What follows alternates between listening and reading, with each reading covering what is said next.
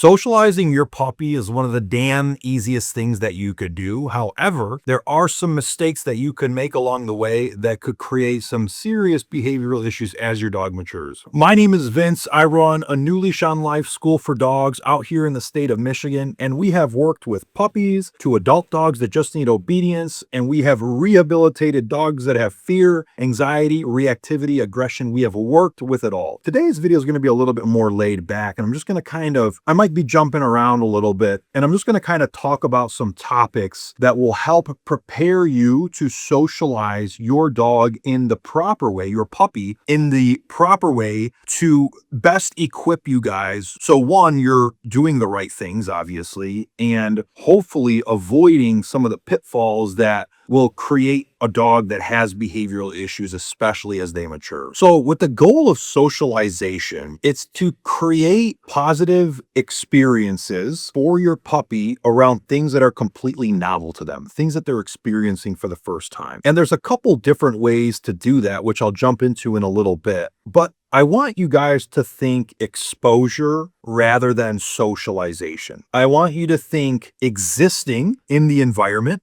and not necessarily interacting with everything in the environment, especially when it comes to interacting with other people or other dogs. Again, going back to a lot of people think like, hey, we need to socialize our dog. We need to get them meeting all these people and meeting all these dogs. And if you're not very aware of how your dog is feeling in those moments, you could actually end up creating a dog that is reactive or is aggressive towards other dogs or people. And I don't say this to scare you and make you think that you shouldn't let your dog go greet other people or ever meet another dog. That's not why I'm saying this. I'm saying this because I know what kind of puppies are out there. Some of them can definitely be a lot more sensitive, that lack a lot more confidence, and the owners just aren't aware of that. And then they end up forcing this interaction, particularly with like a person, for example, and the dog wants nothing to do with it. And the person, the stranger, just loves the dog so much. They think the dog is so freaking cute. And oh my God, can I say hi to your dog? And you're like, yeah, no problem. My dog needs to experience this so they can get better. And your dog doesn't want that interaction. The dog is a little bit sensitive, a little timid, and you allow it to happen anyway. So what happens is, one, your dog realizes that, damn, this fucking person, my human, doesn't advocate for how I feel, isn't acknowledging how I feel in this moment. So my human can't handle shit. And your dog is learning that from an early age. And another thing that happens is, right now, if your puppy's under 6 months, their hormones have not started changing. They haven't reached the adolescent stage of life yet, which is from 6 to 18 months. So what happens is, prior to the 6-month mark, if you let all those interactions happen and your dog didn't want it, what happens when their hormones change? They start to find their voice. They start to become bigger, stronger, faster, smarter, more vocal about how they feel. So now what do? Hey, there's that person that I don't like, or people that I don't like in general. What do? I start barking. I start lunging. Right now you have a reactive dog because you didn't acknowledge how your dog felt. And now your dog feels big and strong enough. And it's kind of like a teenager. Now that dog is finding their voice and is speaking up for themselves. So again, I don't say that your dog can't interact with people. Absolutely. If my dog is willing to go up to another person, not every single person, because I don't want to create this expectation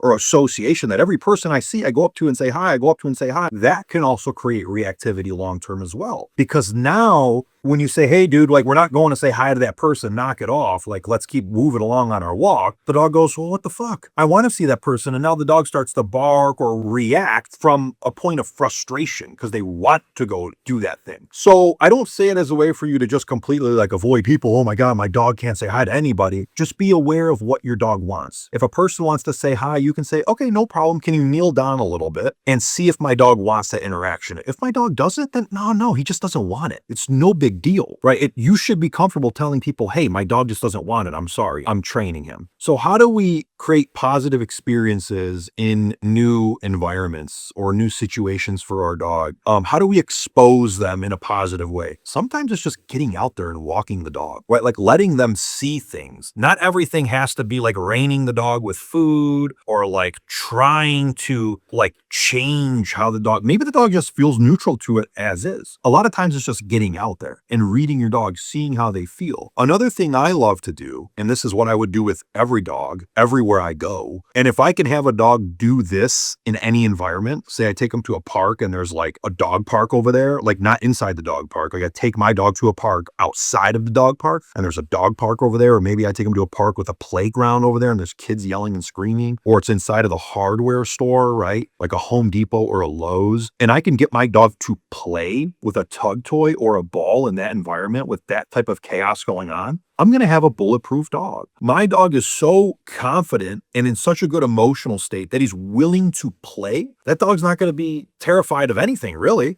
I don't want to say that, but that dog is in a good enough state of mind to engage in a game with me, like fetch or tug. So that's one way I really like to expose the dog to the world around them, is seeing everything through the lens of play, right? Because your dog cannot be in a state of fear and play at the same time. So when I can start getting that dog playing everywhere in those situations that I just described, I know that my dog feels good enough to interact in this game with me. And they're starting to see the world through the lens of play, meaning they hear things in the environment, they see things in the environment, they notice it, but it starts to become white noise because the dog and their owner is just lost in this fantasy world of play. So now, with that being said, I don't think that going out everywhere with your dog should just be this high energy play session all the time. You should balance it out. Sometimes we go out and we just stroll through the park. Sometimes we go out and I bring a toy and we play a little bit and it's a big play session. Sometimes I do both. I stroll through the park, then I pull off onto the grass. We play for 2 minutes. I put the ball away. We keep walking, right? You can mix the two, walk and play, which I really love to do. And it just creates this outing that is very fun for your dog, which is what we're trying to do with a puppy. We're trying to change how they feel experiencing these things for the first time. And it's very fulfilling. And your dog comes home after that and they're absolutely smoked. They had the time of their life. And now your puppy's going to chill out and go to sleep in their crate. And so going back to the topic of exposing our dog to sights, sounds, and textures. I think textures is a big one that's missed. I'll see a lot of dogs that have trouble walking on specific surfaces because it feels weird under their feet. So anything that you can think of to help your dog start walking onto that might feel like a different surface, like wood floor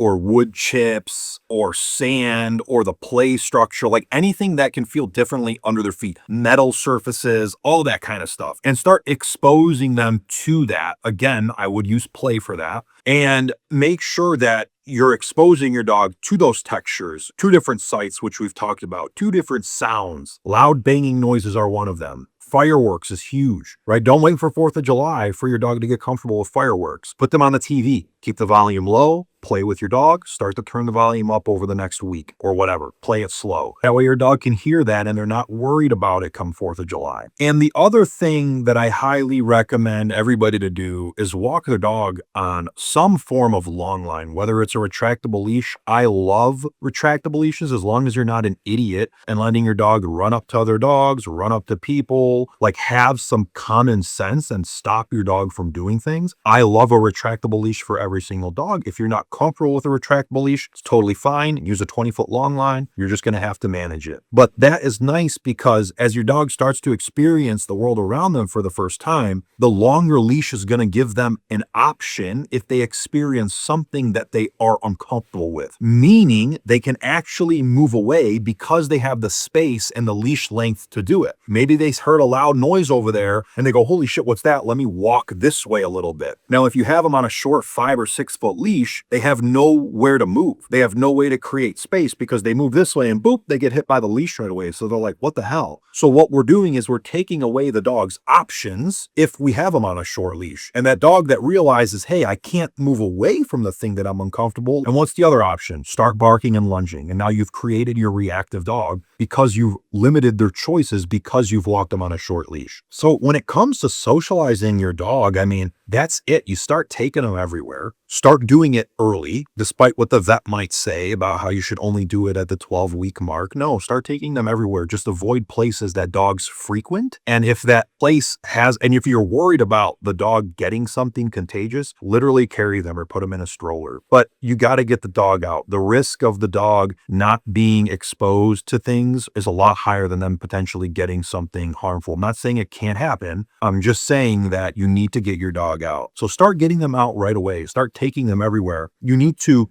start using play everywhere you go. You need to have quality interactions with people, just don't overdo it. You need to have them socialize with other dogs, experience interacting with other dogs, but make sure you truly know that dog and that dog isn't going to end up doing something very dangerous to your dog, right? You need to get your dog out there experiencing the real world. And it's just a fine balance. It really is. It's, hey, we go out there and we do a walk and we play and we see everything we can possibly think of. So your dog has seen it before. He's been used to it. He's not like, holy crap, what is this? And I'm experiencing this for the first time at 8 months old. Do the best that you can and get your dog out there, walk him on a retractable leash or lawn line, bring your favorite toy, go to the hardware store, go to the parks, go outside of a gun range at a far distance and play with your dog. Start exposing them. So this was a very raw and straight to the point video, but I hope this brought you guys a lot of help. And I'm going to attach another video here that I think you guys will really like. Until next time, I'll see you in the next video.